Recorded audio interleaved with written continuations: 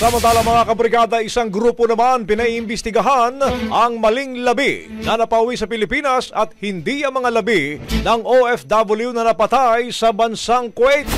Brigada Katrina Honson, ibrigada mo! Brigada! Live report! Patuloy ang investigasyon sa insidente ng maling bangkay ng OFW na na-repatriate dito sa Pilipinas. Maalalang lumapit sa grupong samahan ng mga DH sa gitnang silangan o sandigan ang mga naulila ni Jenny Sanchez Alvarado, isang OFW na napatay sa Kuwait. Imbes kasi ng mga labi ni Jenny ang nakarating sa kanyang pamilya, ibang bangkay ang nakarating sa kanila. Sa panayam ng Brigada News FM Manila kay Sandigan Deputy Secretary Gina Ren, sinabi nito na ang pamilya ni Jenny ay naniniwalang hindi naging maayos ang investigasyon at pagproseso sa pagpapadala ng labi nito.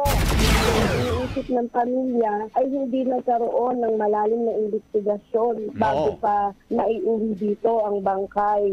Di ba po, pag siyempre case yan, so dapat magkaroon muna ng malawakang pag-iimbis ano ang kinamatay ng 3 domestic workers na hindi sila naniniwala na suffocate yung kinamatay ng kanilang nanay. Nanggit din ni Ren na mahalaga ang masusing investigasyon upang matukoy kung may foul play ba sa pagkamatay ni Jenny at sa iba pa nitong kasama. Si Jenny ay natagpo ang patay dahil sa suffocation kasamang 2 domestic workers na Sri Lanka at isang Nepali.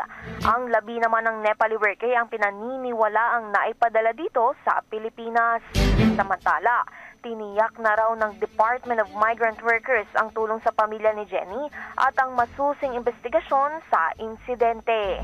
In the heart of changing lives, ito si Brigada Katrina Honson ng 105.1 Brigada News FM Manila, The Music and News. Also, ang bahaging ito ay hatid sa atin ng Standout ES4 Capsule. Simulang tuparin ang pangarap ng iyong anak. And stunting now!